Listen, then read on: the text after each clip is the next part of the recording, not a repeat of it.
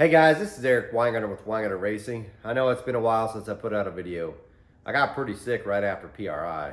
I shouldn't say real sick, I've been way worse, but I got sick and I didn't want to put out a video, one because I sounded horrible, I don't sound the greatest steel, but also all I did was just grind. So I shoved cotton balls up my nose, put on my mask and just grind away. Much easier than trying to talk, that was for sure, and it got between the coughing. Anyway, there's a lot that's going to be covered in this video because it's been such a long time from it. Not a lot of it you'll probably want to see. Some stuff you might want to, some you won't. And mostly it's me talking, I'll go ahead and tell you. So, what will be covered in this video? One thing, I'm going to talk about the small block Ford Cam Challenge. That one's the one that's coming up next. I'm going to talk about that because I've decided to make some changes on some of that stuff. I'm going to talk about that. I'm going to talk about more of the stuff from PRI. And just because I think you'll find that somewhat interesting, and I kind of forgot to talk about some of that. And then I'm going to talk about some of the stuff that's going on in the shop and that sort of things. So try to stick around and I'll get to talk about all of it. So let me go ahead and start off with my little sales pitch, especially since it's around Christmas. I'm having my sale. After all, I'm in a business to make money. So all my books, my print books, I lower them down to $20 because I need to get them out of my office. I never film from my office because it's a disaster. But I got to get rid of the books that I do have left. So if you're wanting to buy a book, I'm telling you right now, some of them you're getting them for less than what I had them made for. So I'll put a link in the description for my online store to buy those. I also, because several people asked me, this is the LS cam book, or not cam book, this is the LS Dyno book. So it has the cam challenge and also has all the LS testing done in 2024. 155 pages, and it's got a lot in it. Speaking of which, in this video itself, I'm going to talk about one of them. So there is one technical part of this, because I'm getting ready to turn this guy's manifold, and I tested it, and it's in this book. I told you this book would be expensive, which it is. It's sold out. So I do have a PDF version, and that's also on my online store. I'll put a link in the description so you can get all this digitally, because I don't ship internationally. I've tried to explain that to people several times. And then people get mad when I say, how come you don't do it? If you're in America, in case you're wondering, and you're wondering why we don't do ship international, or at least as much, small business, one person, me, it's pain in the rear. You've got a lot of paperwork that goes with it, harmonized codes you got to figure out. It sucks. So for one person, it just takes too long. So I don't ship internationally. I'll ship to a broker in the United States that might ship to you somewhere else, but otherwise, no. Anyway, here's the big sale. This is the big one. On my online store, there's a PDF bundle. This has every single book that I've ever made is one bundle, and that price has never gone up. It's stayed the same, even though the amount of content keeps going up for it. That's $150, and you're like, man, that's expensive. It truly is, but it literally has every dyno test I've ever done. So that's like the last 2 years. That's all the small block Chevy tests, all the big block 540 and 496, all the LS is in that. This entire book is in that bundle. That's the sale, is that. It's $150, but you get this. Now, this is important. From now till Christmas, so I'm going to end this on Christmas. If you buy that PDF bundle, I'll put you in as a channel member. And you're like, well, what's that get you?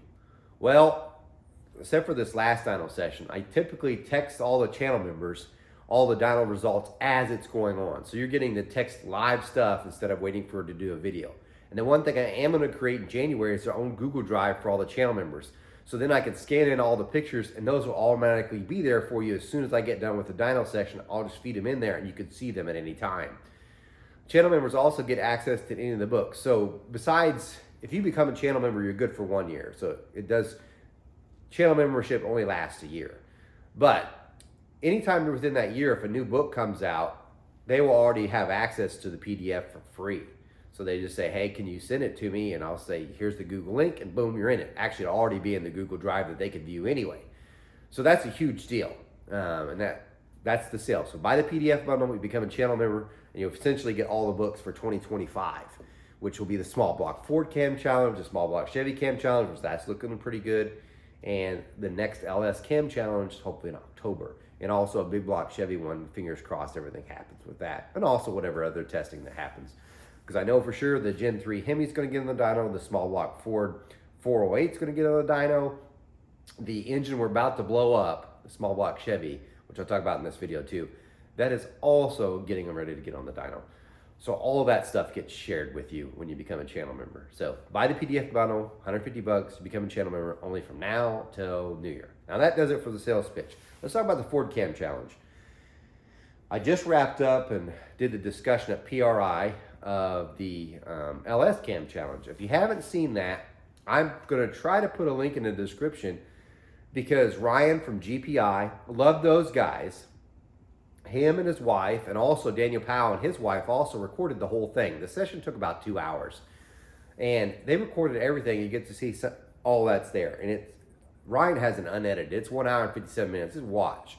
And so it's been like as if you were there. Because I understand not everybody was there. Just to give you an idea, I didn't think we'd have that many people. I thought we'd have maybe 10. We filled the room. There was probably 40 people, 40, 50. It was pretty good.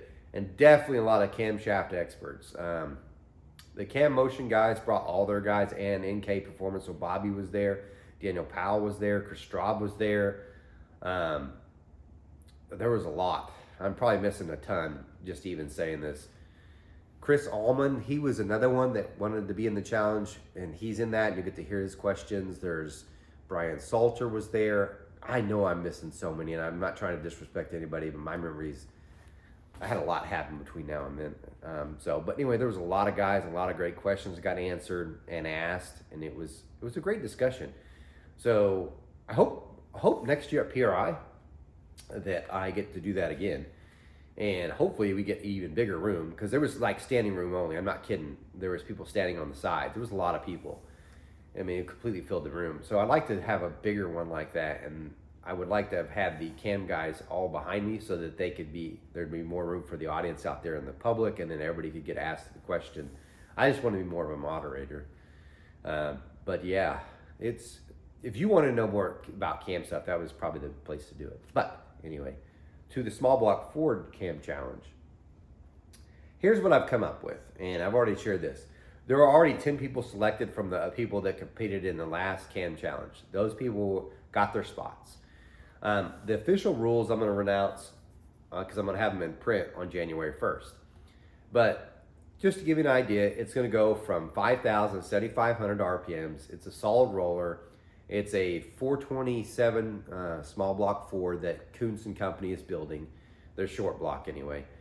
The heads, I'm going to go ahead and tell you what they are. They're the Trick Flow High Port 240s, but I'm going to modify them and port them. The intake, it looks like right now it's going to be a BMP 4500, and I'm going to port that as well. All the measurements and stuff will be given to you later, but that's essentially the combination that's going to be ran on it. So you're scored between 5,000 and 7,500 RPM, but the way you're scored is just like the LS. You get 4 categories. Peak horsepower is 1 score. Peak torque's another score. Average horsepower and average torque are 2 other scores. And then your average score from those gets you how you place, which I'll explain more in other videos. But here's something I talked about it at the Cam Challenge. I think this might happen now because I think I figured out a way to make it happen. So there are 10 people that competed, and I said we'll have 1 other that will come from the outside group. But I think I'm going to change that. Here's what's going to happen. 10 people are already selected from the last Cam Challenge. I think I'm going to open up 5 more spots to any of the rest of you. Now, just to give you an idea, your spot cost will be higher than theirs. So those 10 paid $400 to enter, you're going to pay $600. You're like, that's a lot of money. It is a lot of money. The reason why is because of that now, if I charge each of you $600 for those 5 spots, that means I've for sure covered a whole week of dyno testing. I'm thinking we can at least get 3 done in a day. And that should cover that entire span. Those 5 people will be selected at random. So if you're interested, you can email me at weingartnerracing@gmail.com and say, I would like to compete in the small block Ford Cam Challenge. You're randomly going to be drawn out, and those 5 people will be there. I'm also going to have 2 other spots open for alternates. The ways those works, they'll pay the $600 as well. If time allows, and I can get theirs ran, they'll be included. If it doesn't, I'm going to refund your money and send back your cam. Yes, it's a risk because, excuse me, if by chance I get enough time and everything goes well, then I can run yours. Because I could have probably ran more cams with the LS one. So Anyway, that's with that, except for here's the other big change. And I think I can do this. I think what we're gonna do is your score is also gonna have 2 different fuels. And let me explain. I think what we may do, and I'm saying may, you'll know for sure when January when the writing comes out. But what may happen is we will test you on race gas, because obviously we tested on 110 octane before. We'll test on race gas and also E85. Because I think the way I can do this is I'll rob my fuel pump off my truck, my S10, and I'll have a whole nother fuel system that runs E85. ATM seems like they're willing to work on the carburetor, so I'll have a 1050 gas and a 1050 E85. And each person's camshaft will be ran with gas and also with E85. So you have an actually you have 8 scores. 4 scores for gas, 4 for E85. And then you average them together, you get your winner. I think that'd be kind of neat. So I think I'm adding that on. That's because I don't think it's going to take that much time. Everything goes well. Another note on that. If you want to see this data, this is how the LS one worked. I have a link that I'm putting in the description where you could donate to the challenge for the Ford. Now the minimum amount's $20, but that $20 allows you to see all the data. So you'll get to see all the cam cards, you'll get to see all the specs for the motor, you're gonna get to see the dyno results when they get done, all of it. It'll all be in a Google Drive and all available. So, and I'll be dropping stuff in there as it goes. So $20 and you get to see all that data. Link will be in the description for the small block Ford Cam Challenge. If you're wondering what about the small block Chevy Cam Challenge, it works the same way. I'm also putting the link there. So if you want to donate to the small block Chevy Cam Challenge, that one's there. Also the big block Chevy Cam Challenge, that one will be in there. But the small block Ford, since it's coming up, that's probably the one you want to see. What happens with this money? Here's what I've kind of come up with. That money that's came from the entry fee, that will pay for the dyno time. And anything else, I need some to get paid because I'll be out at least a week of worth of work. But any of the donations will go like this. Half goes to me and half goes to the winnings, to the winner or winners. And here's the way I'm gonna do it. So last time Bobby walked away with like $5 grand because he won it. But I think what I'll do this time is $2,000, if I get $2,000 made from the donations, that goes to first place. If I get another 1,000, that will go to second place. If I get another 500, that will go to third place. But I'm only gonna pay the top 3. And then if I get more money, that goes back to, it'll be split up the same type of scenario, situation, more going to the first half and then another half of that going to third. So this way, at least the top 3 get paid. And if he does really well and we make up to say 5,000 for first and everything else is make it pretty good, I'm gonna try to give each one of the other ones at least $100 so they walk away with something.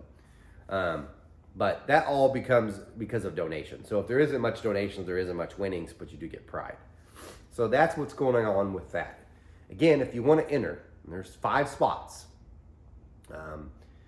Just email me, wangoneracing@gmail.com. There'll be 2 alternates too, so that's up to you. Anyway, now let me talk about PRI. There were 2 things one thing I really wanted to talk about because I'd missed it till the last day. World Products, they put out, or PBM, they put out their Merlin 3 small block Chevy block, and I somehow missed that. They changed some things, and I'm pretty proud of this one. The Merlin 3 block now has a thicker deck. It's 700 thousandths different. That's different than the Merlin 2 that has been out for a while. They also added the retaining plate bolts at the front, so you can run a step nose hydraulic roller camshaft. I forgot to even take a picture or show you that, but that to me was like, oh, I didn't even notice that. The other thing that happened is, if you have never been to PRI, you really, really should go. Because it does amaze me, and this part right here is going to sound like me slamming some things, so bear with me, and I understand. So I'm going to get to some funny stuff that happened at PRI too. But it amazes me when you walk through PRI on some of the stuff you see, because you're like, no way.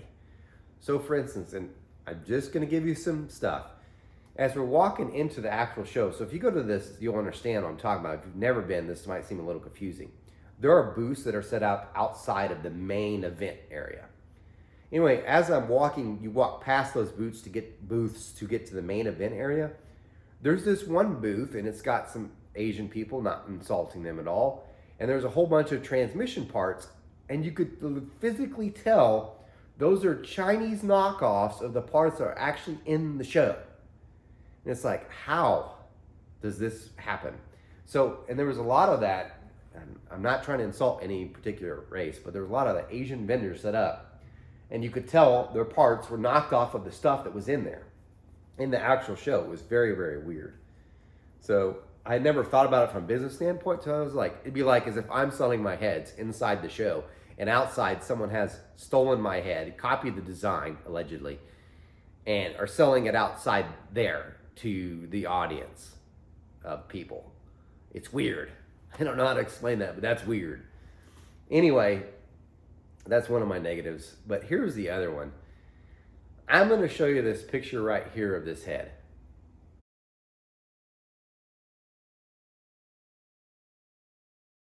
Now, before you think I'm just trying to bash the crap out of this head, I've got to point this out. So my Canadian buddies, not going to mention any names, I got to see them at the show, hadn't seen them since Engine Master, great people, right? And they're like, hey, go check out this one company's heads. And I said, okay, I'll go check it out. And he goes, tell me what you really think about the heads. Because he said, I just want to get your honest opinion. And I said, man, you're as good as this as I am. Why do you need my opinion? He goes, I just want you to take a look and tell me what you think. And I go, you're underplaying your abilities. And he goes, so he says, just go take a look. So I go to this vendor's booth, and they've got a head there, and which you just saw the picture of. And I was like, okay. Looks like a CNC ported small block Chevy head. See a lot of those. Not the greatest work, but it's not horrible. And then I look at the flow numbers, and that's when I'm like, okay, now I get it. So let me show you the flow numbers. They're right here.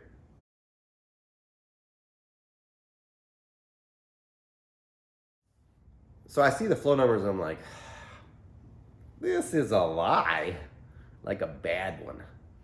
And you're thinking, what? That's believable. It could have flowed 316. That's not the ones I'm concerned about. There are some numbers that are in there that are like, that's not even close. Excuse me. The 300 number is 239. This is my benches that I use. Big block Chevys, a good one at 300 will go about 239. I have yet to ever, and I do mean ever, 13 degree heads, small block Chevy, raised up ports, 225 valve. They do not go 239 at 300. They just do not. Okay, especially not a 23 degree low port head. No. Then the 400 number is 277. There are exactly 4 23 degree heads that have ever done the 270s on my bench. And I'm talking about this one. This one's about the same, a little bit higher actually. And those would be, the trick flow does right at 230, does right at 270 at 4. That's it. And my Dragon Slayer, the 4060, will do right about 271. And then there's one other head that I've seen, I can think off the top of my head, it's a Raise Runner that's done it. Other than that, no. The 500 number, when it said 306, no. Even that trick flow one, it doesn't do that. My Dragon Slayer will, it hit 303, but it didn't hit 307. And that took a lot of work. That's a 253cc port, and this one's claiming to be 220. So 239 is unbelievably garbage. 277's still very not correct, and the 30 whatever is not. But the 600 number, like, yeah, heads have hit that number. I think it was like 315. Yeah, several of them have. There's a bunch. But I was like, that doesn't seem right. The exhaust looked okay. That looked about what you'd expect. Now, as you're looking at the head, though, I'm like, I know this head. I see so many heads. Because they had this huge bulge that was right around the head bolt, the center of the small block Chevy. For those who've ever seen these heads, you would know that's a Procom. Sorry, Speedmaster casting, because that's exactly what they did. They're 210. Those do not do that. So this is where I had to be like negative Nancy. There was a lady at the booth, and I was like, ma'am, I'm going to sound like I'm trying to poop on your parade, but where did you get these flowed? Because I was thinking, well, this is a Chinese casting. Maybe they had it flowed over in China and whatever. And like, no, someplace in America did it, and I don't want to mention the city or state just because I don't want to offend anybody. It was done on a Superflow 600, and I was like, well, I have a Superflow 750. That would have never happened on that either. So, but anyway, I was like, ma'am, I'm not trying to insult your product at all. I'm trying to actually help you here, but it may seem like I'm trying to insult you. Trust me, I would get it from your view too, but I think you should probably take this head to somebody else and have them flow it again, because those numbers aren't right. And she's like, well, this guy's a race engine builder. There's a lot of race engine builders, for the record. I was like, ma'am, that won't repeat on other people's benches. So I'm just trying to help you, because if you were to sell that head and someone took it and floated it somewhere else, it'll be off 40 CFM and they'll be mad. She's like, well, I appreciate your concern. I said, I really am not trying to insult your product. And I know you're like, I probably feels that way to you, but I guarantee my flow numbers, that just doesn't do it. And I felt like a turd saying it, but then part of me was like, if she takes this for what it is, it would help her. Because if she put realistic numbers, she'd probably sell the same amount of heads, but have less grief. But that was me being me, I guess. Anyway, that's the only other weird thing about that, except for this. Now, this is where the funny part comes in. So if you were at PRI, you got to see this happen. So bear with me. So this year I actually went with people. So I took the guy that used to work for me, his name is Trent, and he took it, his mom went, his stepdad, and an ex-customer, which is still kind of a customer, I guess. Him and his wife came. So there was like 7 of us. And anyway, they're like, Trent thinks I'm a huge celebrity, and like, you didn't get recognized everywhere. And he's like, I bet you get walked up to by at least 30 times in this show. And I said, I guarantee you, well, you probably will not. And this is no joke. The first thing we do when we go to PRI is we go check our coat. Everything at PRI costs you money, and they ask for a tip on everything too. So it's $2 to check your coat. Do you want to pay a tip? I'm like, no, I don't even want to pay to have my coat checked. But anyway, we're in line to check our coat. So we've been here 2 minutes. Instantly, someone says, hey, Eric Wagner, I watch your videos. And it's this people. So I got to hold up my little thing. I don't even know if you can see it well. But this is Long Beach. Well, it's out in New York on the Long Island, I guess. They have some kind of high school. You know, they say about New York being liberals, but this stuff doesn't exist in Oklahoma. We pure red. But this high school builds race cars, and they compete against the other high schools in the state. Why doesn't our state do that of Oklahoma? I have no idea, probably because it's cool. But yeah, I was like blown away, one, that they even had it there in New York. Because I also thought, do you have a lot of drag strips in New York? Because I imagine the property values be really high there. But they're training high school kids to do the cool stuff. And like really cool stuff. See that Nova? Like, I would like for them to show me where they got the bumper pieces, because I need that from my sons. But anyway, 2 minutes. So then after that, every time someone would see me, I would text Dugan the number, or Trent, and say, hey, this number. And like 3 people, 4 people, 5 people had seen me. Well, that ain't even the funny part. Trent's mom and stepdad, what they started doing was, and this is no joke, so you might have saw it at the show, because I was at Power Master's alternator thing, because I was asking him how come my alternator keeps losing charge on the S10 when I go to race it. So it does fine until I go up to the line and I launch it, and then it instantly drops voltage.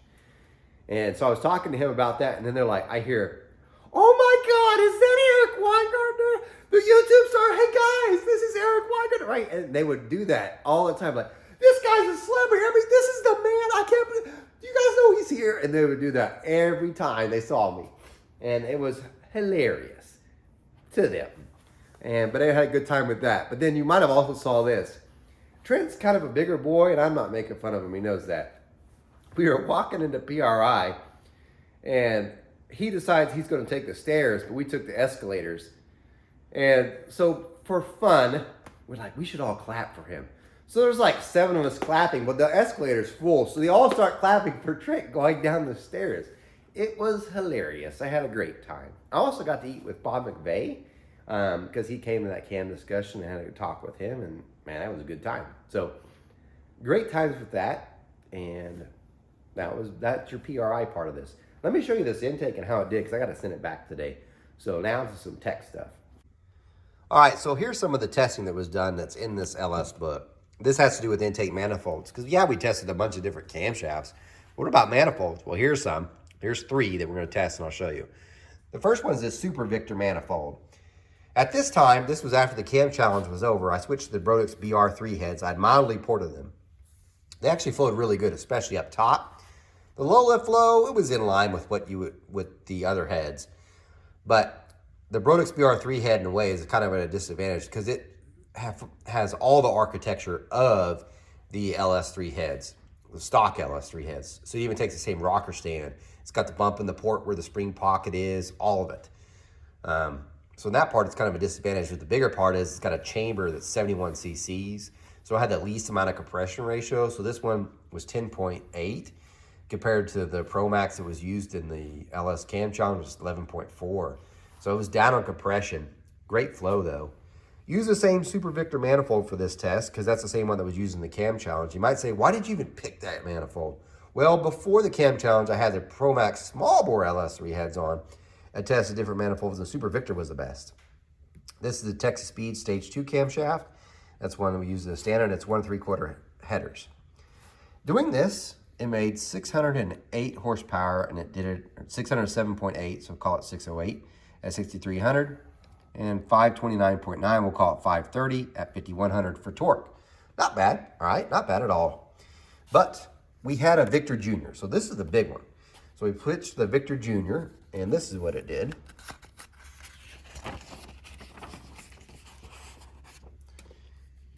It jumped way up. It went to 625 horsepower. That's a gain of 17 horsepower. It also moved the peak up 100 RPM. For a smaller manifold, more power, 100 later. Not to mention, let's look at the torque. 539.1, and that's at 51. So move peak torque up 100 RPM, and also 9 more foot-pounds of torque. Outstanding. Then we got this one. Now this one came from Charlie Servidino. I'm probably saying her name wrong. Sorry about botching that.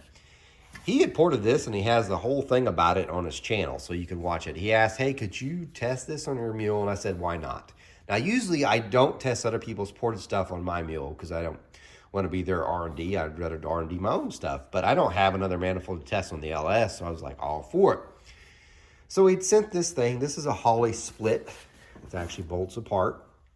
And he had fully ported it. He used a burr finish. For my testing, the 60 grit was worth more than the burr finish, but it is what it is. It looks nice. There's some things I probably would do differently, but I'm sure everybody would do things differently compared to everybody else's. But it's nice. It seems like it works well. He had floated, got on his bench, and got it all equalized or whatnot.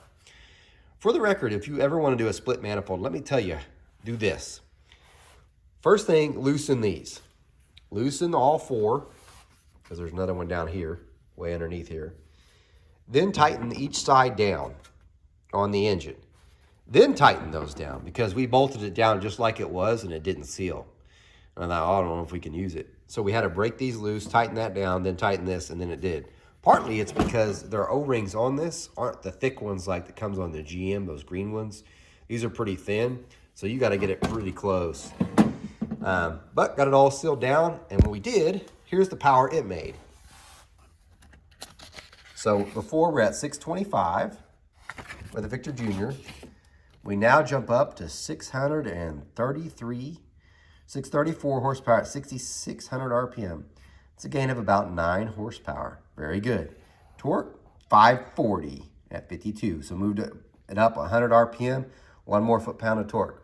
Pretty good, pretty good. So I will say, typically you don't see huge swings in intake manifolds unless the engine's making a lot of power. So just to back up to kind of show you, if we look, we went from 608 to 633. That is a gigantic gain for a manifold. Usually on the lower horsepower stuff, you just don't see it.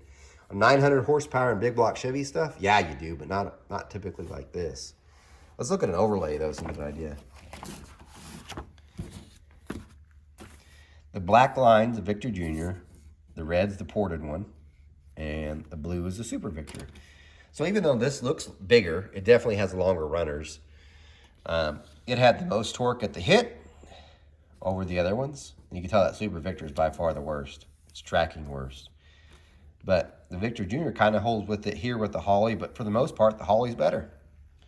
So good job to Charlie on the work on this. Now, I said I don't port cast iron heads, but I know he does. So if you're looking for getting cast iron heads ported, he's probably your guy. But anyway, that wraps up this video. Thanks for sticking around for all this, and I appreciate that. Look at the links. Buy the PDF bundle. Get that channel membership. Purchase the donation for the Small Block Ford Cam Challenge. If you want to enter the Small Block Cam Challenge, email me winegunnerracing@gmail.com. Guys, thanks for watching. Remember, I'm no Superman. You guys, take care.